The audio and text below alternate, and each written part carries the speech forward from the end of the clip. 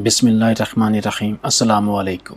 मैं कमरे से बाहर आया तो मुझे देखते ही अम्मा फ़ौरन बोली, अभी एक बच्चा आया था, इसने बोला है वो बड़े इलाके के तीसरे बंगले में तुम्हें याद किया गया है, शायद आज वहाँ से तुम्हें भारी रद्दी मिले। अच्छा देखना, बड़ी बड़ी किताबें अलग तरीके से रखना, फिर हम इसे बड़ी दुकान पर बड़ी कीमत में बेचेंगे, या हो सकता है उर्दू बाज़ार जाकर वहाँ पर फ़रोख्त करें। इनकी एक बड़ी सी लाइब्रेरी है, शायद वो लोग लाइब्रेरी खाली करना चाह रहे हैं। अम्मी की बात सुनकर मैं फ़ौरन बोला, यानी मैं ज़्यादा पैसे लेकर जाऊं? इन्होंने सर हाँ में हिलाया था और बोली, ये ज़्यादा ठीक रहेगा, क्योंकि पैसे फिर तुम्हें इनके हिसाब से ही देने होंगे।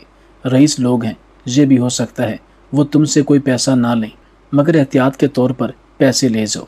मैं वापस अंदर आया था, तिजोरी खोलकर तकरीबन 5,000 रुपये अपने पास रखे थे। पूरी लाइब्रेरी की किताबें थी, यानी काफ़ी मुनाफा हो सकता था। मैं फ़ौरन अपनी साइकिल बाहर निकालने लगा। आज मेरे पास बाइक होती कितनी आसानी हो सकती थी, लेकिन हर मुश्किल के साथ आसानी है।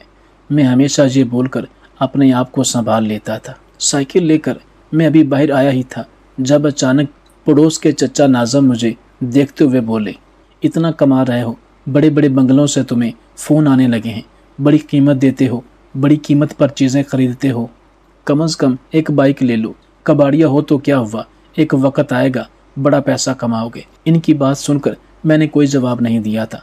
आज के लोग कितनी आसानी से ये बातें बोल लेते हैं, लेकिन कोई नहीं जानता पीछे मौजूद शख्स कैसी कैसी तकलीफ़ों से गुजर रहा है। मेरी माँ का ऑपरेशन होना है, लेकिन मेरे पास इतने वसाइल नहीं हैं मैं इनका ऑपरेशन करवा पाऊँ। अभी फ़िलहाल दवाइयों पर ही गुजारा किया जा रहा है। मैं चुपचाप पैडल मारना शुरू हो गया था और सीधा बड़े इलाके की तरफ बढ़ गया था।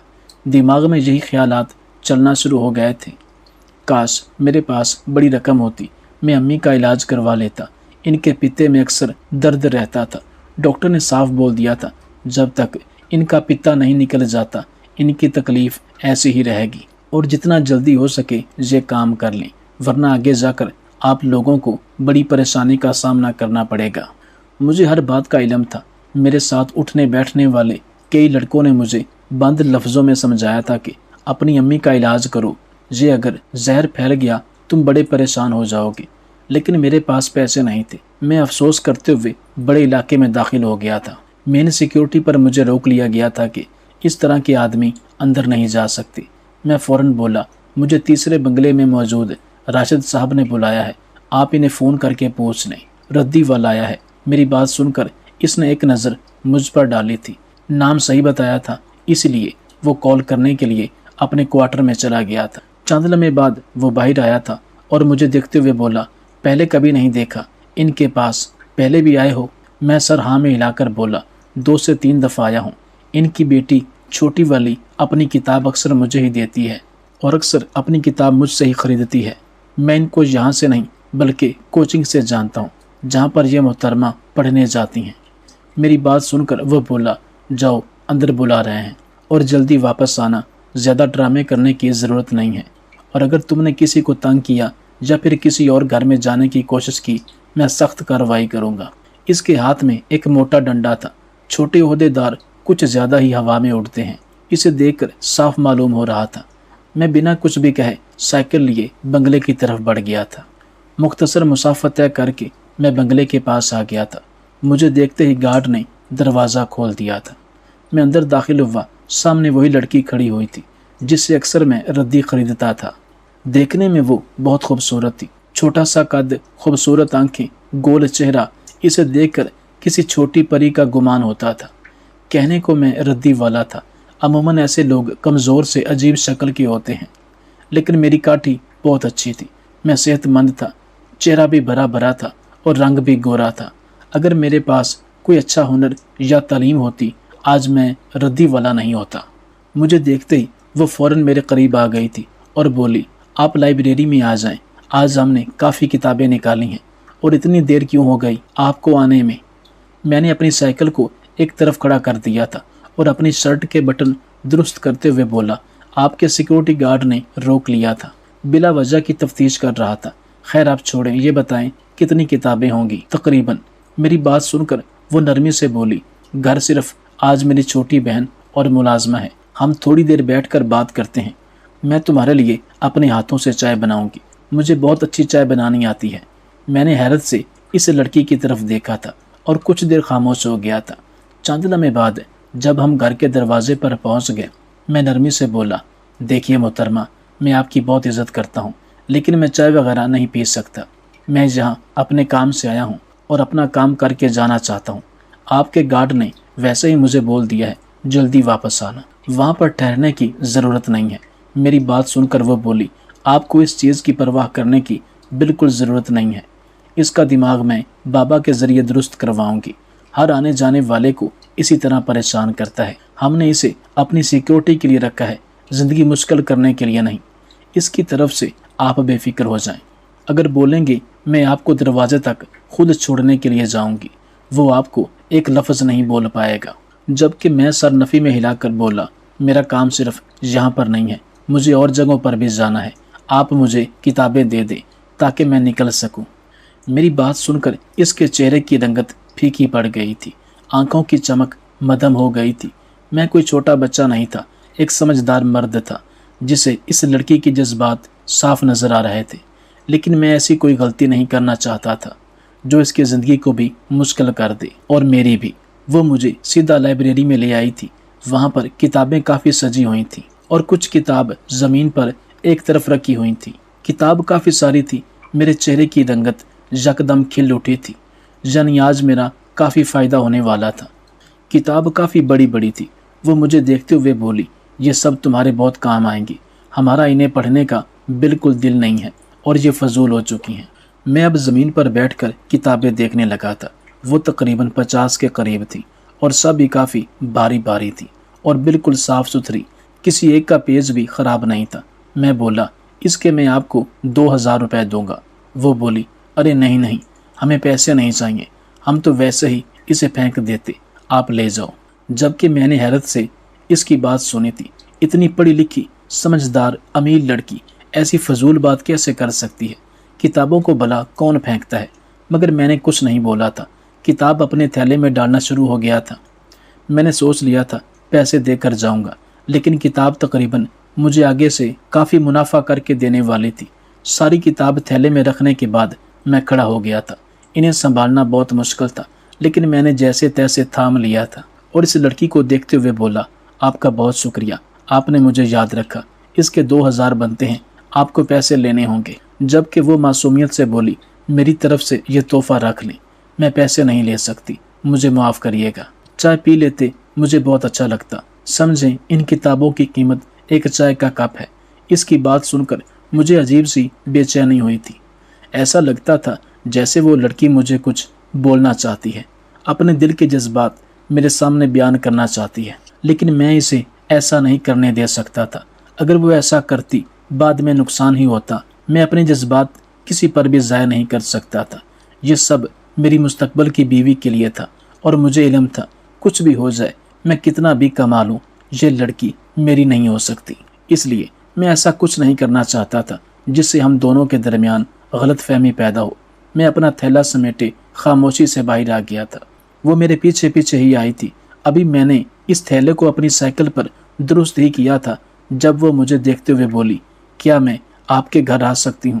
میرا ارادہ آپ کی امی سے ملاقات کرنے کا ہے, پلیز انکار نہیں کرنا, میرا بہت دل ہے. اس کی بات سن کر ایک بار پھر مجھے عجیب سا محسوس ہوا تھا, لیکن میں مرد تھا. فوراً بولا, جی بالکل آپ آ سکتی ہیں, آپ کا اپنا گھر ہے, لیکن آپ اپنے والدین سے پوچھ کر آنا, کہیں انہیں برا نہ لگے. میں مانتا ہوں میں یہ کہنے والا کوئی نہیں ہوں, لیکن آپ کے والدین آپ کے اپنے ہیں اور ان کی اجازت ضروری ہے. میری بات پر اس نے کوئی جواب نہیں دیا تھا, لیکن اس کے چہرے کی رنگت بتا رہی تھی اسے میرا کہنا برا لگا ہے. میں بس خاموشی سے اپنی سائیکل لیے باہر آ گیا تھا. مین دروازے پر پہنچا. گارڈ نے فوراً مجھے روک لیا تھا. میں نے گھبرا کر اس کی طرف دیکھا تھا. ایک لمحے کے لیے ایسا محسوس ہوا شاید اسے چھوٹی بی بی کا حال دل معلوم ہے, مگر وہ میرے تھیلے پر ہاتھ مارتے ہوئے بولا, ایک دفعہ مجھے چیک کرواؤ, اندر کیا ہے, کہیں تم کچھ چوری کر کے تو نہیں لے جا رہے. ابھی وہ مزید کچھ کہتا جب رمشا بی بی کی آواز گونجی تھی, ہم نے یہاں تمہیں سیکیورٹی پر رکھا ہے یا پھر پریشان کرنے کے لیے؟ اگر وہ ایک غریب انسان ہے اور سائیکل پر ہے तुम इसके साथ इस तरह बर्ताव करोगे, ये तरबियत है तुम्हारी? वो फौरन सर झुकाकर बोला, मैडम ऐसे लोग चोरी कर लेते हैं और पता भी नहीं चलता, इसीलिए मैं इनका थैला चेक करना चाहता था। रिमशा एक बार फिर चीख कर बोली, जितना तुमसे बोला है उतना किया करो, आइंदा के बाद अगर तुमने इस तरह जावेद को रोका तो याद रखना मुझसे बुरा कोई नहीं होगा। ये कहकर इसने अब मेरी तरफ देखा था और इशारे से जाने का बोल दिया था, जबकि मैं अपनी साइकिल लिए अपने घर की तरफ बढ़ गया था। इसका मेरे लिए लड़ना मुझे बहुत अच्छा लगा था, लेकिन मैं अपने दिल में जज्बात छुपाकर वहां से निकल आया था। रास्ते भर भी मेरे दिमाग में यही सब चल रहा था, क्या वाकई वो मेरे लिए बनी है? क्या मुझे इसकी तरफ देख लेना चाहिए? क्या इसकी पसंद को एक्सेप्ट कर लेना चाहिए? दिमाग में कई तरह के ख्यालात गर्दिश कर रहे थे, लेकिन मेरे पास किसी एक चीज़ का भी जवाब नहीं था। चंद लम्हे के बाद मैं अपने घर पहुंच गया था। साइकिल मैंने सहन में ही खड़ी की थी और कमरे में आ गया था। अभी मुझे बैठे कुछ देर ही हुई थी जब अम्मा पानी का गिलास लेकर मेरे पास आई थी और मेरी तरफ बढ़ाते हुए बोली, पानी वगैरह पियो, खाना दे देती हूँ, खाना खा लो, इसके बाद हम किताबें देख लेते हैं, जो भी मुनासिब होंगी इन्हें हम उर्दू बाजार में बेचेंगे। अम्मी की बात सुनकर मैं फ़ौरन बोला, अम्मी सारी किताबें मुनासिब हैं, बस एक दफ़ा मैं नज़र मार लूँगा। मुझे नहीं लगता कि हमें यहाँ किसी भी करीबी रद्दी वाले को ये किताबें देनी चाहिए, उर्दू बाज़ार में हमें इसकी कीमत बहुत अच्छी मिलेगी। रिमशा बीबी बता रही थी, इन लोगों ने ये किताबें पढ़ ली हैं, यानी ये सारी किताबें अच्छी हैं, जभी इन्होंने इसे पढ़ा है। मेरी बात सुनकर अम्मी बोली, तुम्हें इनके घर की खवातीन का नाम भी पता है? मेरी आंखों के सामने रिमशा बीबी का वो चेहरा लहराया था जो अक्सर इनका मुझे देखकर हो जाता था। मैं चाहता था अम्मी को बताऊं वहाँ की औरत मेरे लिए कैसे जज्बात रखना शुरू हो गई है, लेकिन मैंने ऐसी कोई भी बात नहीं की थी जो किसी औरत की किरदार कुशी करे। चुपचाप मैंने पानी पिया था और अम्मी की हमराही छोटी मोटी बातों के साथ खाना तनावल कर लिया। अब मैं सहन में आ चुका था। अम्मी ने सारी किताबें थैले से निकालकर सहन में ही सजा दी थी। मैंने 5 जमात तक तालीम हासिल की थी, इसलिए किताबों का थोड़ा बहुत अंदाज़ा मुझे था। मैं ज़मीन पर ही बैठ गया था और अब किताबें खोल खोल कर देखने लगा था। कुछ किताबें दरमियान से फट चुकी थीं, कुछ की हालत बहुत अच्छी थी, कुछ ऐसा लगता था जैसे हाथ भी नहीं लगाई गई हों। मैंने एक अंग्रेज़ी किताब को खोला था, अभी मैं दोबारा पेज पलटता जब अचानक एक लिफाफा मेरे हाथ में आया था। मैंने लिफाफा खोल कर देखा, अंदर कुछ कागज़ सा था। मैंने इसे निकाल लिया था। ज़्यादा तालीम याफ्ता नहीं था, लेकिन थोड़ी उर्दू और इंग्लिश समझ लिया करता था। मैंने जब वो कागज़ खोल कर देखा, वो कुछ और नहीं बल्कि पुराने ज़माने का कोई गवर्नमेंट बॉन्ड्स थे। मेरे दिमाग में रिमशा बीबी के दादा साहब आए थे जो गवर्नमेंट ऑफिसर थे, यानी ये इनके ही थे, मगर वो अब इस दुनिया में हयात नहीं थे। मेरे दिल में यकदम लालच पैदा हुई थी। अम्मी मेरे सामने ही बैठी मुझे सवालिया नज़रों से देख रही थी। मैंने बस खामोशी से इन बॉन्ड्स को एक तरफ रख लिया था और अब बिल्कुल आम अंदाज में किताबें देखने लगा था, जब अचानक मेरी अम्मी मुझे देखते हुए बोली, क्या बात है, ऐसा क्या है इसमें जो तुमने छुपा लिया? माँ को नहीं बताओगे? इनकी बात सुनकर मैं बुरी तरह गड़बड़ा गया था और इन्हें देखते हुए बोला, अरे इसमें कुछ खास नहीं है, बस फालतू कागज़ है, इसीलिए एक तरफ रख दिया। आखिर मैं सुकून से देखूंगा, आप मुझे वो पीली किताब दें। अम्मी का ध्यान मेरी तरफ गामजन हो गया था और वो वापस किताबों में ही लग गई थी, जबकि मेरा दिल ज़ोर ज़ोर से धड़क रहा था। अगर वो पुराने ज़माने का बॉन्ड्स था, यानी इसमें करोड़ों की कीमत होगी, मैं अमीर आदमी बन सकता हूँ, मेरी पूरी ज़िंदगी तब्दील हो सकती है। मेरे दिमाग में कई तरह के ख्यालात आने लगे थे, चेहरे पर मुस्कुराहट आ गई थी। ऐसे बॉन्ड्स के बारे में मैंने अक्सर सुन रखा था, इसीलिए मैं हद से ज़्यादा एक्साइटेड हो रहा था।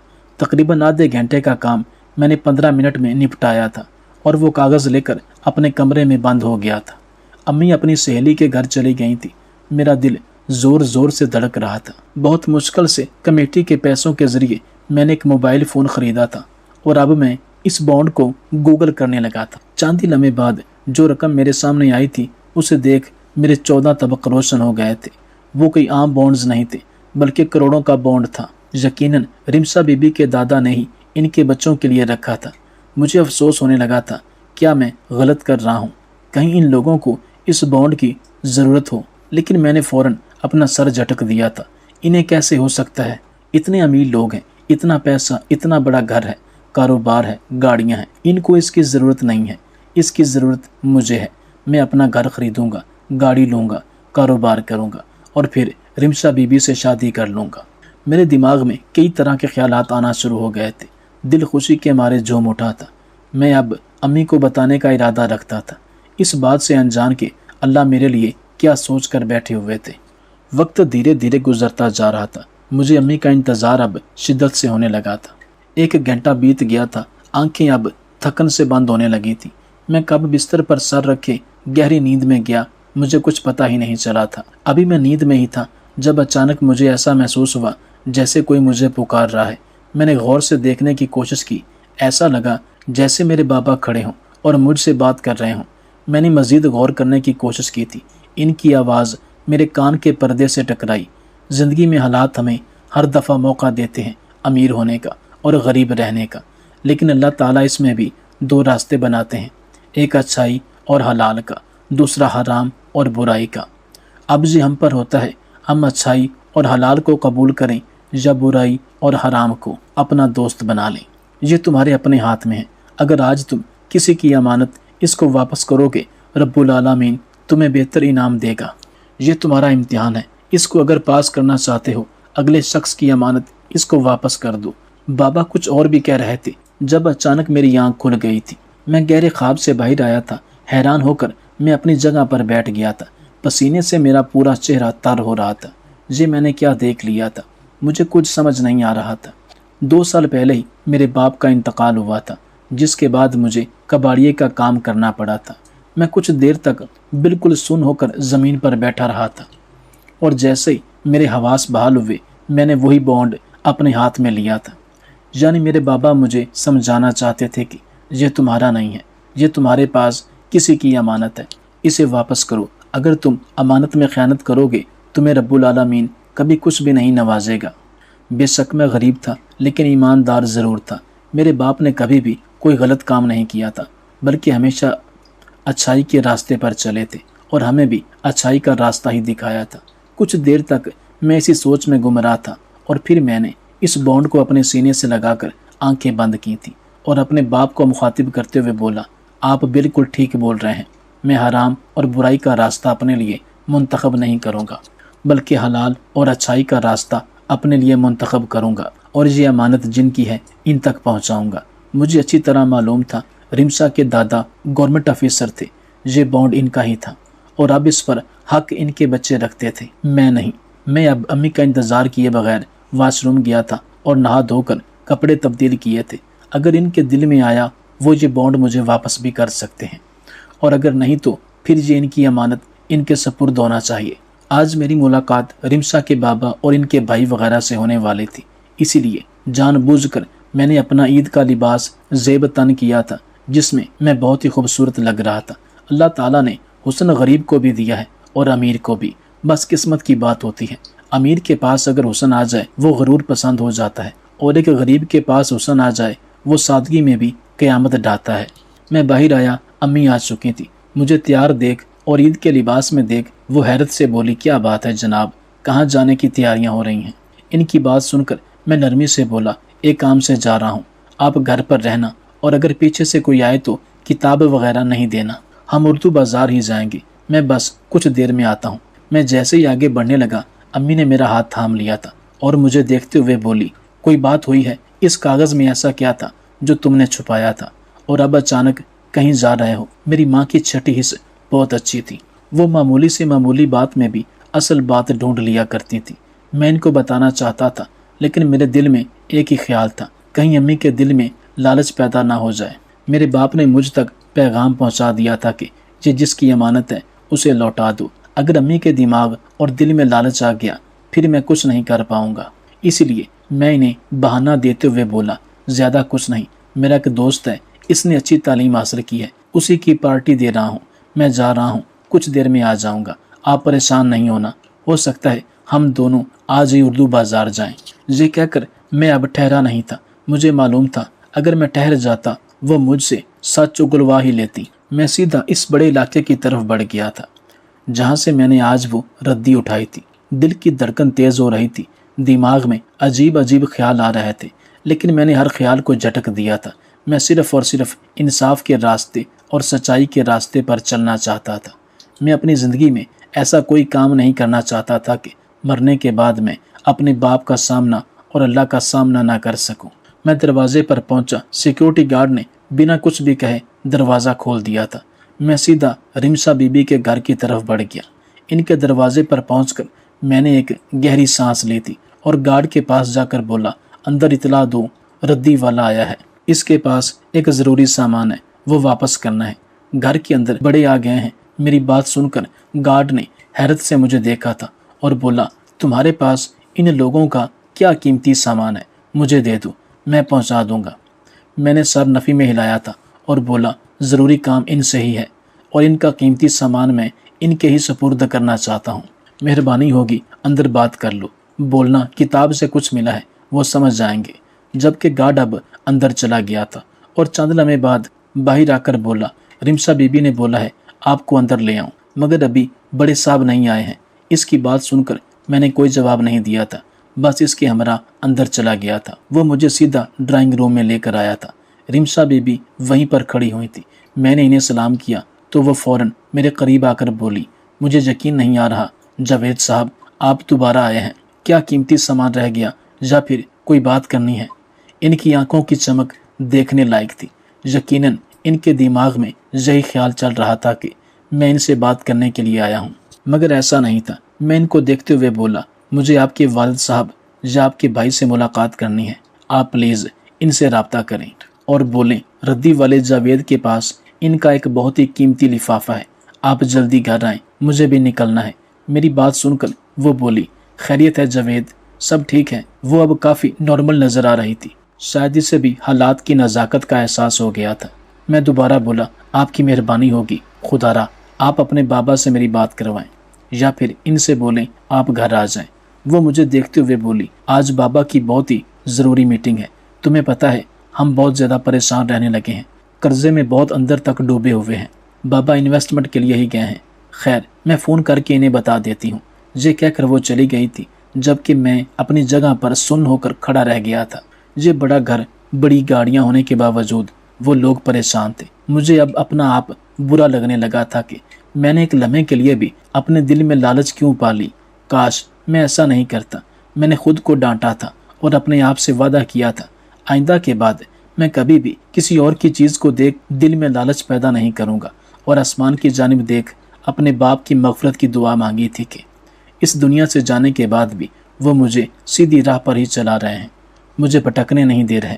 कुछ ही देर बाद रिमशा आई थी और मुझे देखते हुए बोली, बाबा थोड़े हैरान हुए हैं लेकिन आधे घंटे तक आ रहे हैं, अगर तुम कहो अब मैं तुम्हारे लिए चाय बना लूँ। इसकी बात सुनकर मैंने अब हाँ में सर हिला दिया था, जबकि वो अब खामोशी से किचन की तरफ चली गई थी। मेरा दिल ज़ोर ज़ोर से धड़क रहा था। क्या ये लोग मुझे इनाम देंगे? क्या फिर ये अपना काम लेकर मुझे जलील करके भगा देंगे? लेकिन कहते हैं ना, जब आप किसी के लिए अच्छा करते हो, किस्मत आपके साथ कभी बुरा नहीं करती। 10 मिनट बाद वो चाय लेकर हाजिर हो गई थी। एक रद्दी वाले को ऐसी अहमियत मिलना शुरू हो जाए, इसकी ज़िंदगी ही बदल जाती है। मेरा हाल भी कुछ ऐसा ही था। इसने मेरे आगे चाय रखी थी और बहुत ही नरमी से बोली, मैं आज तक किसी के लिए खुद से चाय नहीं बना पाई हूँ, लेकिन आज मैंने तुम्हारे लिए बनाई है, पीकर बताओ कैसी बनी है। एक दफ़ा अम्मी को बनाकर पिलाई थी, इन्होंने खूब तारीफ की थी और इनाम भी दिया था, जबकि मैंने बिना कुछ भी कहे कप को लबों से लगा लिया था। जैसे ही पहला घूंट मेरे हलक से उतरा, चाय का जायका काफ़ी अच्छा था, मेरी ज़ुबान मीठी हो गई थी। मैं इसे देखते हुए बोला, चाय वाकई बहुत अच्छी बनी है। मैं अब इतना अमीर तो नहीं हूँ कि आप जैसे रईस औरत को इनाम दे सकूँ। मेरी बात सुनकर वो खफगी से बोली, मैं औरत नहीं हूँ, अभी लड़की हूँ।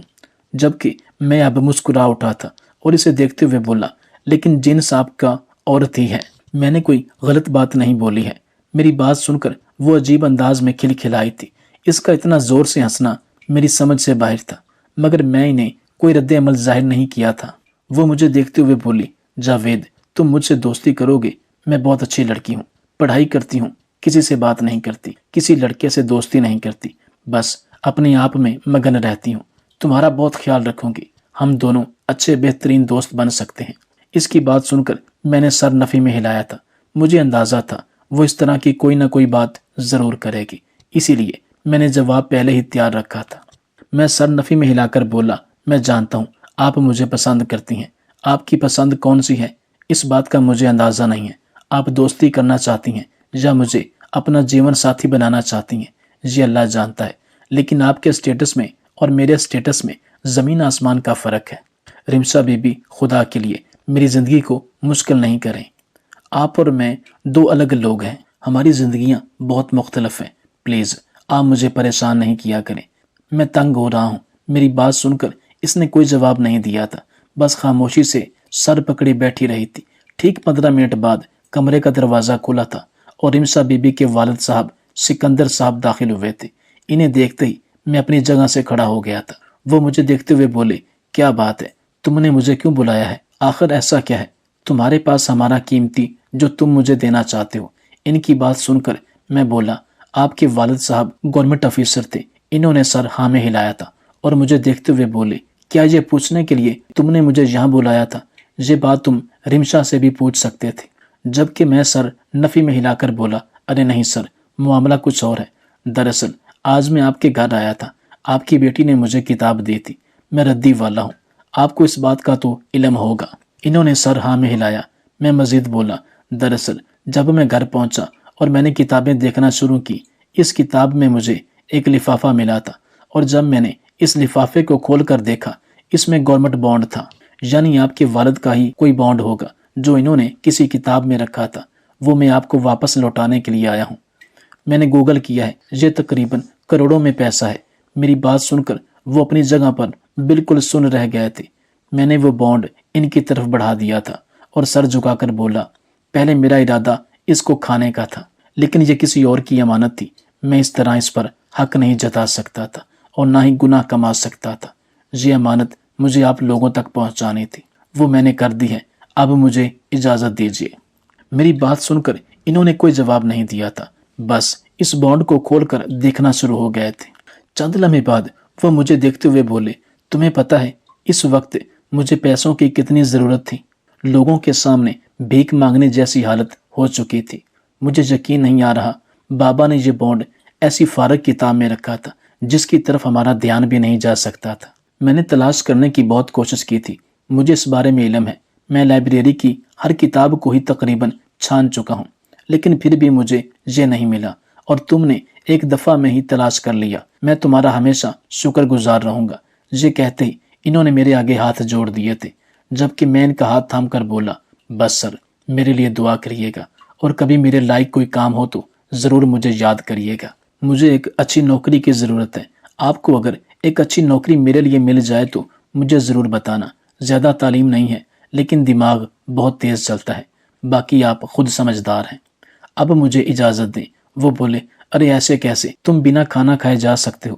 تم نے ہمارا اتنا بڑا کام کیا ہے، میں تمہیں کھانا کھلائے بغیر نہیں جانے دوں گا۔ تم جیسے ایماندار لوگوں کی ہی مجھے ضرورت ہے۔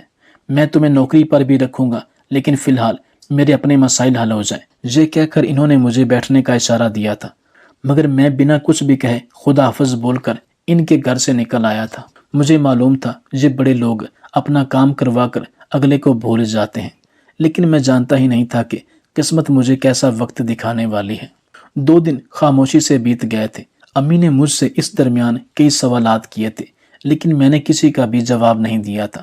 میں امی کو سچائی بتا کر ان کی دل آزاری نہیں کرنا چاہتا تھا۔ ان کا بہت بڑا خواب تھا ایک امیر عورت بننے کا، لیکن میں کیا کر سکتا تھا؟